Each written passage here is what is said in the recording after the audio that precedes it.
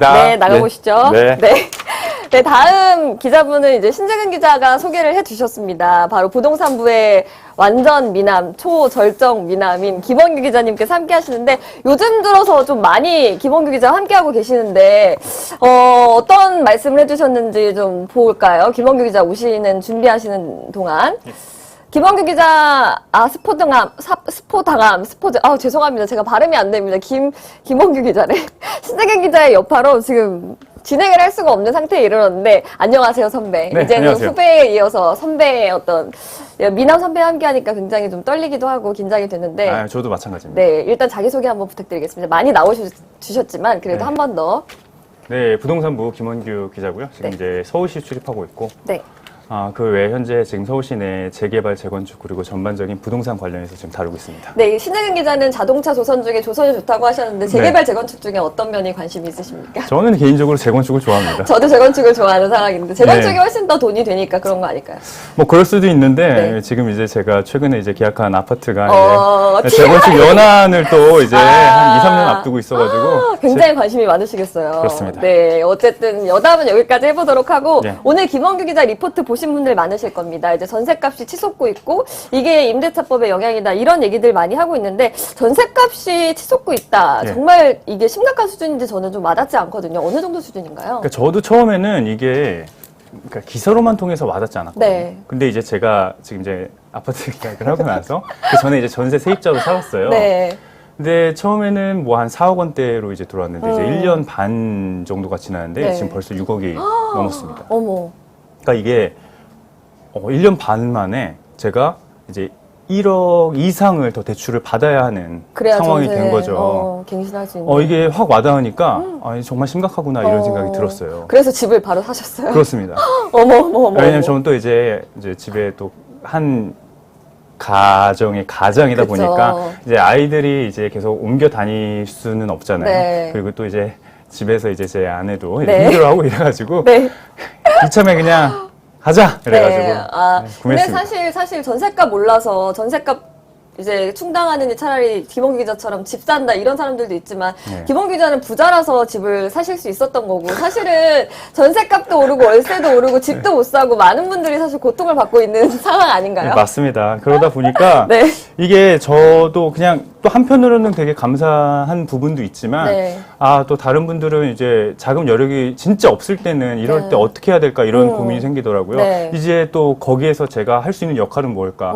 지금 현재 상황을 낱낱이 보여주는 게 저의 또 일이라고 생각이 듭니다. 그래서 김원규 기자 보면은 진짜 단독도 많이 쓰시고 굉장히 현장감 있는 그런 기사들 잘 보고 있습니다, 선배님. 감사합니다. 예. 네. 근데 이런 전셋값이 오르는 영향이 임대차법 때문이라고 하는데 예. 임대차법이라는 것을 모르는 분들도 계실 것 같고 어떤 영향 때문에 전셋값을 올리고 있는지 이런 것도 좀 설명 부탁드릴게요. 네, 지난해 이제 7, 8월에 이제 임대차법이 이제 시행이 됐잖아요. 네. 근데 이제 임대차법이라고 하면은 이제 뭐 대표적인 게 뭐 2년 플러스 2년 예를 들어서 뭐 전세의 계약 갱신 청구권 네. 뭐 이래가지고 총 4년을 살 수 있게끔 네. 하는 것 뭐 이런 것들인데 이제 또 이제 2년 연장 시에는 이제 5%까지밖에 보증금을 네. 올릴 수가 없어요. 근데 이제 집주인 입장에서 또 저도 한번 생각을 해보게 되는데 집주인 입장에서 예, 지금은 그렇죠. 아니지만 네. 아직은. 근데 이 집주인 입장에서는 나는 이 시세에 맞춰서 전세값을 올려야 또 다른 데서 살 수 있는데 그쵸. 그 시세대로 못 사다 보니까 그렇죠. 안 느는 거예요. 그러니까 매물이 나오지가 않는 거죠. 근데 이제 또 부동산뿐만 아니라 모든 게 시장의 법칙은 수요와 공급에 그쵸. 의해서 이루어지잖아요. 그쵸. 전세 수요는 계속해서 많아지고 있는데 반대로 또 이제 공급은 그대로인 상황도 아니고 공급 나오지 않다 보니까 그쵸. 전세값이 계속 치솟는 거거든요. 네. 그러니까 여기에서 모든 문제가 시작이 되는 거거든요. 그러니까 임대차법을 사실 전세값 잡으려고 또 예. 뭐 월세값 진정시키려고 또 집값도 좀 안정시키려고 이렇게 했었던 건데 부작용이 이렇게 나타날 줄을 정부도 인지를 했을까요? 맞습니다. 일단은 그리고 정부 같은 경우도 네. 인지했는지 모르겠지만 궁금해요. 부동산부 예. 기자로서는 인지 못하고 이런 걸 내놨겠죠?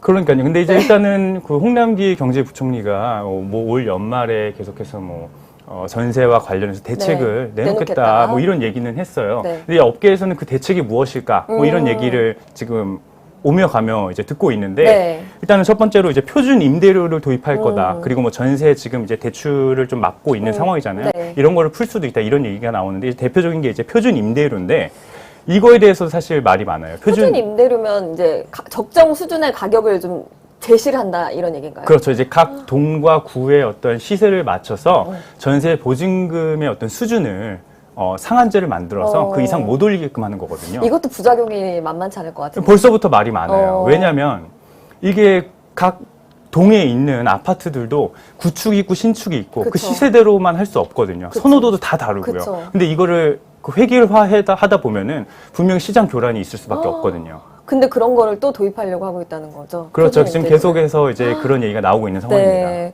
이게 어쨌든 이게 뭐 대안이 현실화될 가능성도 있을까요? 표준 임대료라든지 뭐 가계대출 뭐 조금 풀어주고 이런 것들 현실화될 가능성도 있을까요? 지금 일단 거기에 무게는 실리고 있는데 이제 네. 문제는 뭐냐면 그게 효과가 진짜 있을까 하는 거거든요. 어떤 시각들이 있나요? 이제 그런 시장 혼란을 주고 집주인은 집주인대로 네. 이 선호도가 다 이제 수요자들에 한해서 다 다른데 네. 이거를 획일화시켜서 획일화시킨다는 것 자체가 공정성에 문제가 생긴다는 거고 그러면 여기에 대한 현실적인 대안은 뭐냐? 전세를 잡으려면 뭘 해야 되냐? 뭐 해야 될까요? 지금 일단 전문가들의 말에 따르면 결국은 이 또한도 공급이거든요. 이 집값 잡으려고 결국은 여러 가지 규제를 계속 내놨지만 25번이 넘게 내놨잖아요. 결국은 공급으로 방점이 찝혔죠. 네. 근데 전세도 지금 계속해서 여러 가지 규제를 내놓고 있고 네. 하지만 계속 전세값 치솟고 있잖아요. 네. 그러니까 결국은 또 공급이 답이다. 근데 이거는 단기 또 사실 공급이 되나요? 이제 일반적으로 이제 아파트 같은 경우에는 뭐 3기 신도시나 여러 가지 지금 네. 대책들이 나오고 있잖아요. 이거는 네. 이제 매매 시장인데 네. 이를 잡으려고 하지만 이런 모든 것들이 공급에 있어서 다 장기예요.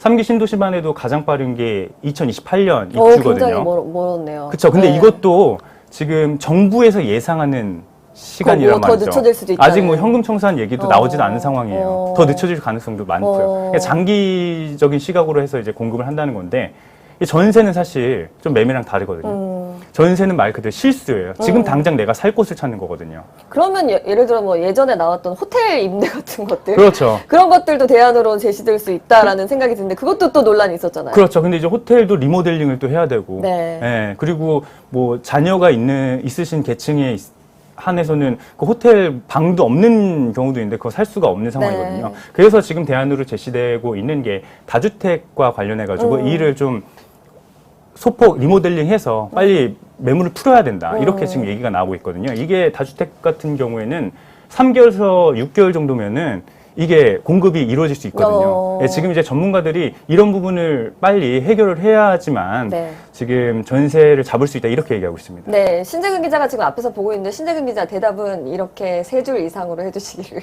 바라겠습니다. 앞으로.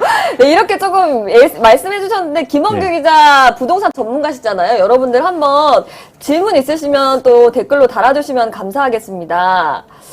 아, 그러면 뭐, 자꾸 제 남편 얘기를 하고 계신데요. 어쨌든, 아파트 단기로 지으면 누가 들어가냐, 호텔 리모델링은 레지던스 같은 서비스 해주는 거냐, 뭐, 이렇게 얘기를 하고 있는데요. 예. 그러면 홍원표 기자도 이제 나오시면서 제가 항상 여쭤봤던 질문이, 이제, 김원규 기자도 집을 이제 사실 예정이시고, 예. 집을 그래도 사는 게 나을까요? 전세 뭐 이런 거, 월세 이런 거 충당하기 힘들면 어떻게든 이제 좀 끌어모아서 이제 집을 사는 게 정확한 해법인가? 그러니까 저는 그래요. 이게 집값이 오른다, 떨어진다 이렇게 여러 가지 뭐 전망을 내놓는 전문가들이 있어요. 네. 더러. 근데 저는 사실 그거를 다 믿진 않거든요. 맹신하지 않습니다. 그게 중요한가요? 그러니까 지금 집값이 오르고 안 오르고를 떠나서 우리가 집을 사는 건 사실 그 거주의 안전성이 가장 중요한 네, 거거든요. 그러니까 자금 여력이 되면은 거주 안전성을 확보하기 위해서 사면 되는 거고 그게 안 되면 거주의 안전성을 위해서 내가 할 수 있는 게 무엇인가? 뭐 빌라를 구매할 수도 있는 거고 만약에 그게 불편하다면 그냥 더 서울 외곽 지역에서 전세를 살 수도 있는 거거든요. 네. 그러니까 자금 여력만 되면은 마음이 편하다면 사는 게 맞지 않나 이런 생각이 듭니다. 근데 빌라 얘기하셔가지고 제가 또 빌라에 대해서 궁금한 점이 있는데 요즘엔 또 집 수요에서 이제 김원규 기자가 말씀하셨던 것처럼 이제 빌라까지도 좀 번지고 있다고 하는데 예. 사실 이게 부동산 하락장이 되면 빌라는 되파는 게 좀 힘들어가지고 그렇죠. 힘들다는 얘기들도 있는데 이제 빌라라도 거주 안전성을 주거 안정성을 위해서는 조금 그래도 사는 게 필요하다 이런 말씀이신가요? 그러니까 저는 어렵네요. 이 또한도 네. 저는 사실 또 제가 빌라를 한번 매매를 해봤어요. 네. 여러 가지 목적으로 인해서. 네. 근데 굉장히 많이 해보셨네요. 네. 근데 이제 문제는 뭐냐면 이게 유동성이 없거든요. 제가 이제 빌라를 파는 데 있어서 2년이 걸렸습니다. 근데 현실적인 여러분. 네. 빌라 같은 경우에는 그리고 수요가 그렇게 많잖아요. 우리나라는 아직도 이 아파트 수요가 엄청 나거든요. 네, 이게 네. 빌라나 오피스텔과 견줄 만한 것도 안 되거든요. 네. 그러니까 빌라 같은 경우는 우리가 정말 뭐 투자의 목적이거나 뭐 재개발 투자하시는 분들이 대부분 빌라를 그쵸. 사서 이제 그거를 이제 차익을 얻으려고 네. 하는 거기 때문에 만약에 빌라를 실거주 목적이면 큰 뭐 상관없죠. 그쵸. 예, 근데 이제 이거를 나중에 빌라를 사서 집값이 어느 정도 오를 것이다라는 기대감을 갖고 산다는 것은 조금 무리가 있지 않을까 이렇게 생각해봅니다. 근데 사실 뭐 이런 말씀 드리면서도 우리나라에서는 사실 실거주 목적만으로 부동산 사시는 분들이 굉장히 적기 때문에 네. 이런 점들도 좀 빌라의 유동성이 이런 김한규 기자의 어떤 그런 뼈 아픈 조언들도 좀 잘 참고를 하셨으면 좋겠고요.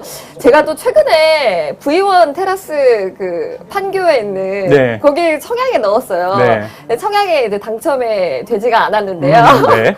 중복 청약에 가능해서 여러 개 넣었는데 잘 안 되더라고요. 네. 근데 사실 마지막으로 좀 여쭤보고 싶은 게 이제 고주택 거래가 이제 좀 안 되고 대출이 좀 심해지면서 청약 수요도 좀 굉장히 늘고 있는데 네. 이 청약에는 어떤 이점들이 있어서 이렇게 좀 늘고 있는 건지도 궁금해요. 청약 같은 경우는 이제 분양가 상한제가 있잖아요. 뭐 60에서 70% 네. 계속 이제 시세 대비 네. 그 정도밖에 올리지 못하니까 일단 사면 소위 로또다 이런 얘기를 많이 하고 네. 있잖아요. 네. 요번에 이제 뭐 강일 이제 네. 동에서도 오늘 이제 1순위 청약이 있었는데 네. 어제는 또 이제 특별 공급 청약이 있었는데 뭐 경쟁률이 어마어마하죠. 사기만 하면 4억 로또다 이런 얘기가 그쵸. 나오고 있는데 지금 집값이 계속해서 오른다고 하고 또 이제 분양가 상한제도 사실 규제 중 하나였잖아요. 네. 이것도 어떻게 보면은 또 하나의 이제 부작용이에요. 그러니까 결국은 실수요자들이 사지 못하는 그런 상황이 좀 발생하고 있지 않나 네. 이런 생각이 듭니다.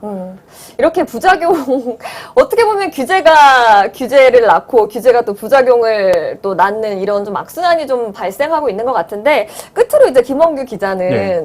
정부 당국에게 네. 쓴소리 한 말씀 해주시고 좀 이번 네. 시간 맞춰보는 건 어떨까? 모두 이거 사실 제 의견은 아니고요. 네. 전문가들의 의견을 취합해서 제가 좀 말씀을 드리면은 네. 사실 공급이라고 하는 것은 네. 벌써 2, 3년 전부터 규제를 문재인 정부 들어설 때부터 공급 얘기는 계속 해왔어요. 공급을 해야 집값이 잡힌다. 그쵸.